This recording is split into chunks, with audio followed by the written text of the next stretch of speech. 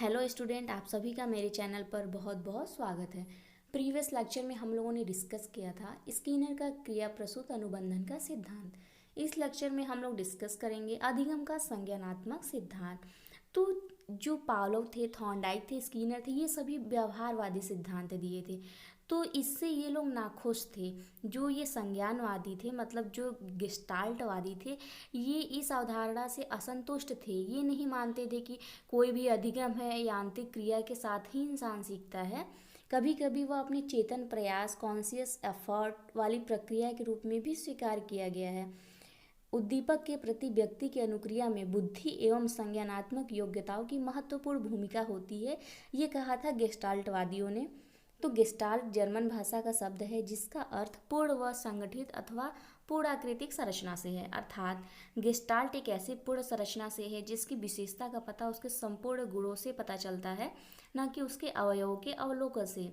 इनके अनुसार व्यक्ति संपूर्ण परिस्थिति को एक समग्र रूप में देखता है। जब उसके पास कोई समस्या आती है तो प्राणी उद्दीपक को अनुक्रिया से संबंधित करके नहीं सीखता, बल्कि वह संपूर्ण परिस्थिति को देख कर सीखता है तथा समाधान खोजता है।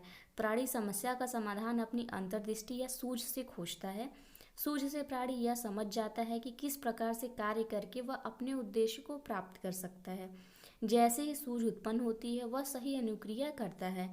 इसको समझाने के लिए कोहलर ने एक प्रयोग किया था। तो हम कोहलर के प्रयोग को पढ़ेंगे। कोहलर का जो एक्सपेरिमेंट था उसको हम पढ़ेंगे। जो संज्ञानात्मक सिद्धांत थे उसके जो प्रवर्तक थे वो थे वर्दिमर, कोहलर, कुफ्का और कुर्ट लेविन। इन लोगों का जो जन्म था ये जर्मनी के मनोवैज्ञानिक थे। इन्होंने जो कोहलर ने प्रयोग किया था वो वनमानुष पर किया था, विशेषकर एक वनमानुष पर जिसका नाम था सुल्तान। इसके अन्य नाम है गेस्टाल्ट सिद्धांत, संबंधवादी सिद्धांत, अंतर्दृष्टि या सूझ का सिद्धांत, पूर्णाकार या समग्र सिद्धांत, अवयवी सिद्धांत। कोहलर का प्रयोग।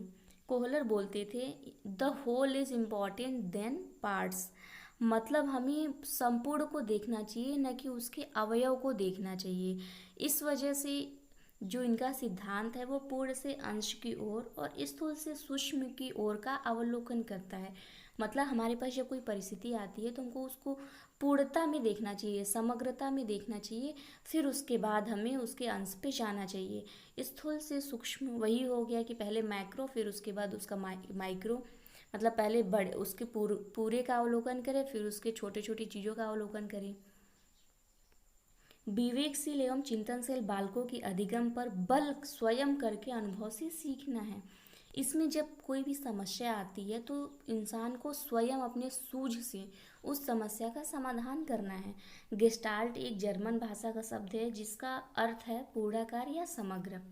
आइडिया, अगर कोई भी प्रॉब्लम्स आती है, जो कोहलर ने माना था, उनका जो एक्सपेरिमेंट था, उन्होंने अपने एक्सपेरिमेंट को किस तरह से प्रूफ किया था वो हम पढ़ रहे हैं। कोहलर ने कहा था जब इंसान के सामने, व्यक्ति के सामने जब कोई समस्या उत्पन्न होती है तो उसके मन में क्या होता है, जब वो समस्या को देखता है तो उसके मन में कई तरह के विचार आते हैं कि इस समस्या का समाधान कैसे किया जाए। तो जो ये अनेकों विचार हैं वो कहा जाता है अंतर्दृष्टि।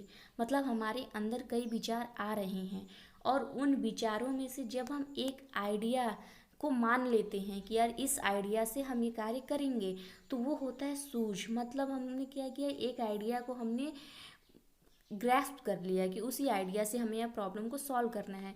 वही जो आइडिया आता है समस्या को समाधान करने के लिए, उसी को कोहलर ने कहा है आहा एक्सपीरियंस, मतलब आहा अनुभव अथवा सूझ इसको कहा गया है।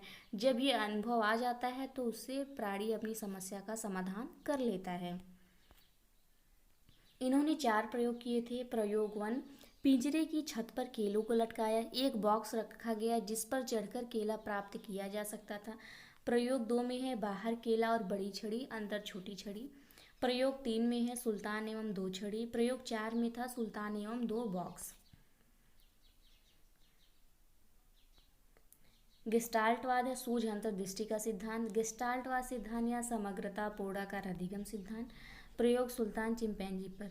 इसमें क्या है कि इन्होंने बॉक्स रख दिया है और केला क्या किया है, जो छत है, छत की जो सीलिंग है उस पर केले को टांग दिया है।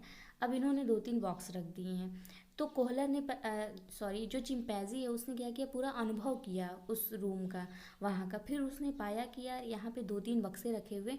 फिर उसने अपनी सोच से, अपनी अंतर्दृष्टि से, जो भी उसके पास सूझ आया, जो आइडिया आया, उससे उसने बॉक्स को एक करके एक एक ऊपर वो सजाने लगा। एक के ऊपर बॉक्स को रखा, फिर उसने केले की प्राप्ति की।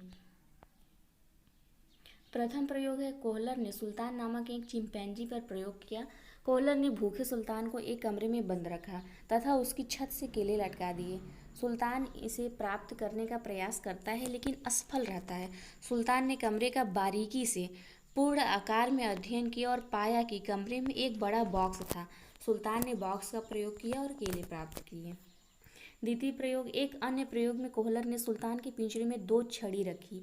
इन छड़ियों में ऐसी व्यवस्था रखी कि छोटी छड़ी एक छोर को लंबी छड़ी के एक छोर में फिट किया जा सकता था, जिससे छड़ी लंबी हो जाती है। सुल्तान को परीक्षण और त्रुटि के माध्यम से दोनों छड़ियों को जोड़कर लंबी बनाने का विचार नहीं मिला, लेकिन जब कोहलर ने बड़ी छड़ी में अपनी उंगली डालकर संकेत दिया तो सुल्तान ने पूरी स्थिति देखी और अंतर्दृष्टि के माध्यम से सही कार्य किया। सूझ या अंतर्दृष्टि के सिद्धांत पर आधारित नियम, समानता का नियम, निकटता का नियम, समापन का नियम, निरंतरता का नियम और समग्रता का नियम। इसका शिक्षा में क्या महत्व है?